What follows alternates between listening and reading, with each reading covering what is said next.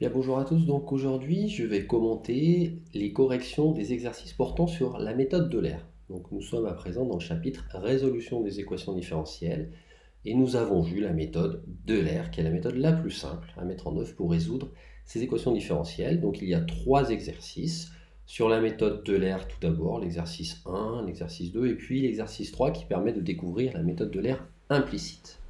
Alors, l'exercice 1 est peut-être le plus technique et aussi le plus difficile, mais il permet de comprendre comment s'écrit la méthode d'Euler pour un système qu'on sait résoudre de manière explicite. Donc on demande dans la première question de le résoudre de manière exacte. Donc ça, c'est une application principalement de la méthode de variation de la constante pour trouver la solution exacte qui passe à l'instant 0 par le point x0, y0. Donc ça, c'est quelque chose de classique qui n'a pas été revu dans ce cours. Ce qui nous intéresse, c'est plutôt la résolution à présent approchée par la méthode de l'air explicite. Donc sur un intervalle, je rappelle, sur un intervalle de taille finie, 0 grand T, toujours. Un pas constant ici, donc qui sera grand T sur grand N, donc on aura grand N plus un point, donc on est vraiment dans le cas le plus classique d'application de la méthode de l'air. Alors attention, les notations sont importantes, puisqu'on va noter x petit n, y petit n, les solutions approchées, au point Tn, qui est un point entre 0 et grand T. Donc petit n, lui, varie toujours entre 0 et grand N. Donc c'est très important ici de bien comprendre les notations. Donc on a une relation de récurrence entre le couple xn plus 1, yn plus 1 et le couple xn, yn, pour petit n variant entre 0 et grand N. Donc il suffit de l'écrire dans cette question. Cela donne cette relation explicite ici. Voilà. Bon. Et ensuite, on va essayer de l'étudier. Donc, il va falloir la calculer explicitement xn, yn, x petit n, y petit n, en fonction de n, h, x0, y0. Et on vous dit qu'on pourra utiliser une suite auxiliaire qui s'appelle zn. Donc là, c'est un peu plus difficile de calculer xn que yn. Donc yn, il faut commencer par yn, un peu comme on a commencé par y pour résoudre de manière exacte, parce que l'expression en y, elle est plus simple. Elle est décorrélée de l'expression en x d'ailleurs. Donc c'est juste une suite géométrique pour yn. Ensuite, on réinjecte, on trouve une nouvelle relation qui relie xn plus 1 à xn, mais un peu compliquée, sauf si on fait apparaître zn. Et donc si on fait apparaître zn, voilà la relation en zn. Et par cascade, par télescopage, on trouve zn, cette fois en fonction de z0 et y0. On n'oublie pas, de revenir à x0, et donc voilà xn. Xn défini de manière explicite en fonction de tous les paramètres du problème. Voilà. Je rappelle, yn, on l'avait trouvé même ici, c'est dans le petit a, mais en fait c'est demandé plutôt dans le petit b. Donc on avait yn aussi dans cette expression. Voilà. Donc maintenant, on va essayer de retrouver la convergence. Donc, ça veut dire quoi la convergence de la méthode de l'air? Ça veut dire qu'en fait, le max de l'erreur, ce qu'on avait appelé en ici, l'erreur qui est en fait ici une norme infinie, puisque c'est le max de l'erreur en x et de l'erreur en y, qui tend vers 0 lorsque grand N tend vers plus l'infini, sachant effectivement qu'on a appris x0 égale x0, j'ai envie de dire. C'est-à-dire petit x à la valeur 0. Donc il n'y a pas d'erreur au point initial. L'erreur ne vient que de l'approximation qu'on fait à chaque étape. Et donc on essaye de montrer cette convergence. On peut dire que c'est de la convergence uniforme en petit n, lorsque grand N tend vers l'infini. Donc le plus important, je dirais ici dans cet exercice, c'est de bien assimiler les notations. Les abus de notation aussi, c'est-à-dire qu'on parle de xn au lieu de xn grand N, puisqu'il y a quelque part une dépendance en grand N. Et après, la question est assez difficile, en tout cas à nouveau pour x. Pour y, c'est un peu plus facile de faire à la main cette convergence. On écrit y de nh moins yn, puisque nh c'est tn. Et puis, par exemple, on met en facteur exponentiel 2nh, et on s'aperçoit que ce qui est dans le exponentiel 2nh va tendre vers 0. Et ce qui est devant, exponentiel 2nh, on peut le majorer par une constante, puisque petit n, ne pas oublier que petit n est majoré par grand N. Et grand N fois petit h, c'est majoré par grand T. Donc ça, c'est plus petit qu'une constante. Et cette quantité-là, quand petit h tend vers 0, uniformément, en petit n, ça tend vers 0. Donc c'est un peu technique, même pour y. Et alors, ça devient même difficile pour x, donc c'est vraiment une question difficile, le terme en x.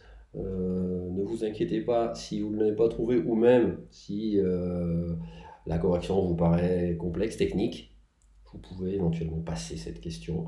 Et l'intérêt de cet exercice, je le répète, c'était surtout de bien comprendre comment se construit une méthode de l'air sur un cas précis, particulier, sachant que de toute façon, on pourra utiliser le théorème qui a été vu en cours de convergence. Donc ce résultat-là, il a été démontré de manière générale. Donc on peut l'utiliser sur ce cas particulier-là, bien sûr, le théorème du cours. Voilà, donc ça vous montre aussi que ces théorèmes sont assez puissants, parce que quand on doit retrouver à la main une convergence pour un cas particulier, c'est déjà très difficile pour la méthode de l'air. Bien, le deuxième exercice est beaucoup plus simple, je trouve. C'est pareil. Sur un exemple simple, une équation différentielle, coefficient constant qui cette fois est linéaire, on va pouvoir trouver sa solution exacte très facilement. D'ailleurs, c'est la solution constante égale à 1 tiers, si on prend la donnée initiale 1 tiers. Et on va voir ce que ça donne, en fait. L'idée, c'est de voir un peu comment on approche, combien de points il faut pour avoir une bonne approximation. Au sens, une approximation précise de la solution exacte, pardon. Donc on part cette fois avec une erreur au départ, c'est-à-dire au lieu de 1 tiers, qui vaut 0,33333, on est obligé de faire une erreur numériquement, et ici on dit qu'on part de 0,3. Et le but c'est de voir combien on va trouver en 1. Est-ce que l'erreur sera forte ou pas? Donc c'est la méthode de l'air explicite, on l'écrit, et on s'aperçoit qu'en fait, on est dans le cas d'une suite arithmético-géométrique. Voilà. Et à nouveau, une suite arithmético-géométrique, on peut trouver une expression exacte, que voici. Pour petit n, je répète, qui varie entre 0 et grand n, toujours, attention. Et donc, pour la valeur en 1, si on a 100 intervalles, un delta t qui vaut 1 sur 100, il faut calculer y100. Et y100, c'est cette quantité-là, donc moins 1,5 à la puissance 100, vous pouvez très facilement réaliser que c'est quasiment 0. L'ordinateur va même approcher à 0. Donc là, c'est intéressant de constater qu'en fait, même avec une erreur de 0,3 par rapport à 1 tiers, donc assez élevé au départ, en 1, on a une très bonne approximation de la valeur. Et ceci est quelque part normal, je le répète, puisqu'on a convergence de la méthode de l'air de toute façon. Mais par contre, dans la question suivante, on demande en fait combien de points il faut au minimum pour avoir une bonne approximation. Et en fait, quand on regarde, il se passe quelque chose d'étrange, c'est que avec cette suite géométrique, arithmético-géométrique, on a un coefficient géométrique qui est égal à 1 moins delta t fois 150, et lorsque ce nombre devient plus grand que moins 1, là, on a une bonne approximation. Il est toujours plus petit que 1, mais par contre, il peut être plus petit que moins 1, et là, c'est très mauvais. Donc en fait, il se passe vraiment une bascule. Lorsque grand N dépasse 75 strictement, ou delta t strictement plus petit qu'en 75, dans ce cas-là, à partir de, c'est-à-dire de 76 points, on a une très bonne approximation, puisque la puissance 100 d'un nombre entre moins 1 et 1, en valeur absolue strictement, va être quasiment 0. Alors qu'à l'inverse, cette puissance, elle est énorme. C'est-à-dire que ça veut dire que en fait, la méthode de l'air, au départ, si je prends 50 points, par exemple, c'est déjà pas mal, une discrétisation avec 50 points, eh bien, j'aurai une très mauvaise approximation de la valeur de y, en 1 en particulier, et même partout.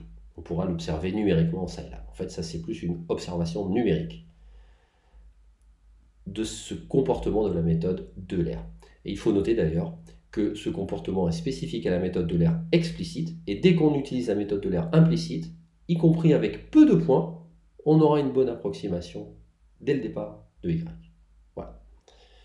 Donc ceci fait la transition d'ailleurs avec le dernier exercice qui parle de la méthode de l'air implicite. Donc l'idée ici, c'est de reprendre pas à pas la démonstration de convergence de la méthode de l'air explicite qui a été vue en cours, je le répète. J'ai indiqué qu'il était important de connaître l'enchaînement, de la comprendre cette démonstration pour pouvoir éventuellement la reproduire. Donc c'est ce qu'on vous demande ici en fait, montrer la convergence de la méthode de l'air implicite. Sauf qu'avant cela, pour définir une méthode de l'air implicite, comme indiqué ici, il faut déjà justifier qu'elle existe. Et elle ne va pas exister pour tous les pas de temps, elle va exister lorsque le pas de temps delta t va être strictement plus petit qu'un sur grand N. Donc c'est l'objet de la première question. Et en fait, c'est un théorème de point fixe. On vous indique effectivement d'utiliser un théorème de point fixe. Il faut trouver la fonction phi, Donc à petit n fixé, c'est une récurrence d'ailleurs, on définit par récurrence la suite de la méthode de l'aire implicite, eh bien cette fonction phi a cette allure-là. On montre très facilement, grâce au caractère lipschitzien de f par rapport à sa deuxième variable, que phi est également lipschitzienne ou contractante strictement avec un rapport delta t grand N qui devient strictement plus petit que 1, comme on l'a vu dans le cas qu'on demande d'étudier. Et donc par le théorème du point fixe de Picard, dans un espace vectorien normé de dimension finie, on peut l'appliquer. Il existe un unique y tel que phi de y égale y. Et bien c'est justement ce vecteur qu'on va appeler yn plus 1. Et on a ainsi défini la méthode de l'aire implicite. Donc une fois qu'elle est définie, la démonstration suit les principes de la démonstration de la convergence de la méthode de l'aire explicite en fait. Donc il faut bien comprendre ce qu'on a fait dans cette démonstration-là. Donc on vous guide un peu.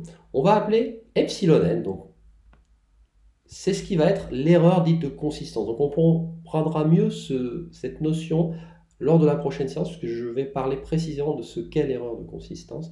Donc en fait, l'erreur de consistance, c'est l'erreur qu'on commet en écrivant un schéma pour la solution exacte. Voilà.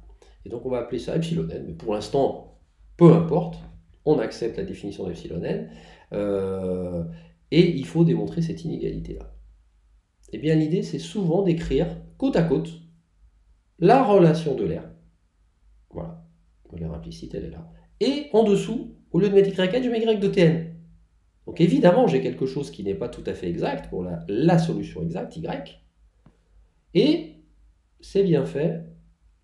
L'écart qu'on rajoute s'appelle l'erreur de consistance. Donc vous regardez epsilon n, c'est exactement ça. La définition de epsilon n, c'est indiqué y de tn plus 1 moins y de tn.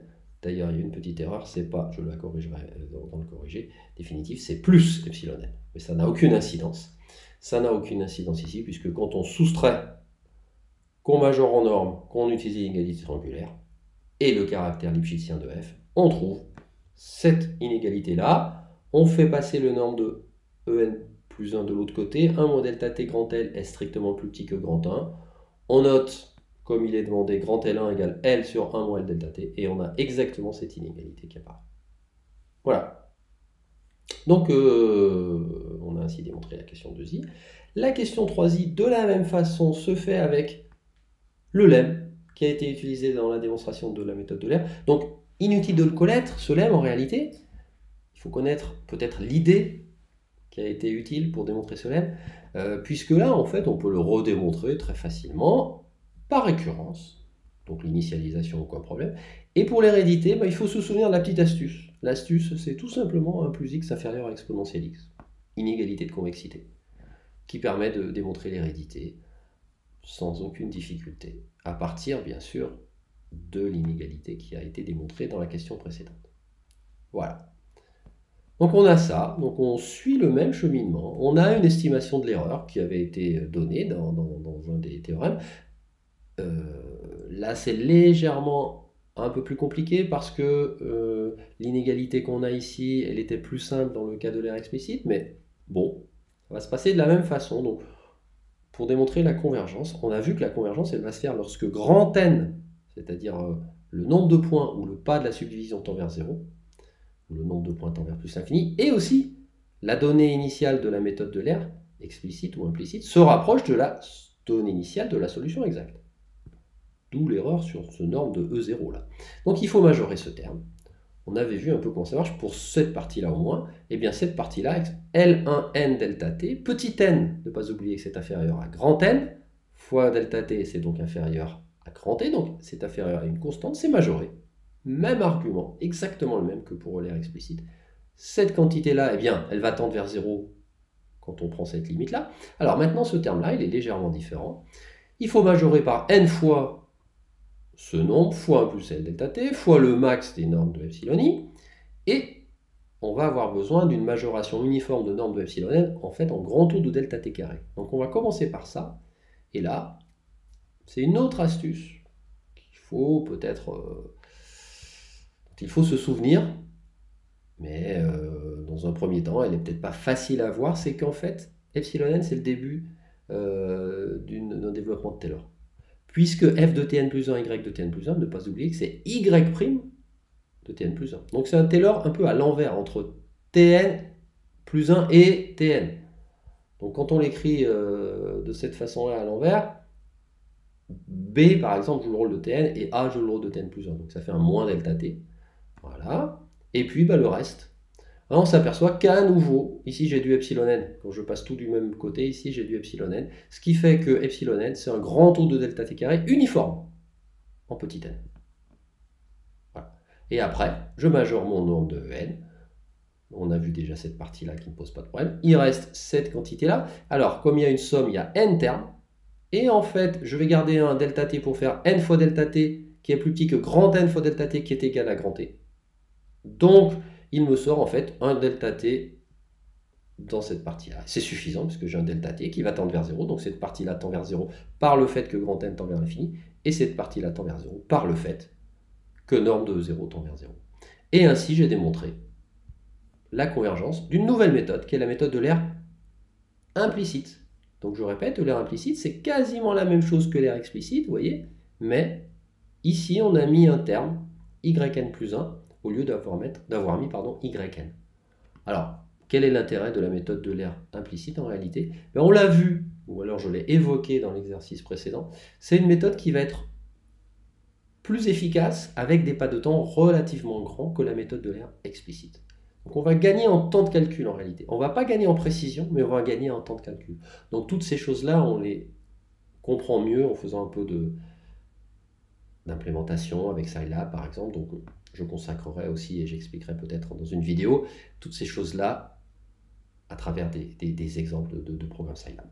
Donc voilà pour cette nouvelle séance portant sur la résolution des équations différentielles par la méthode de l'aire.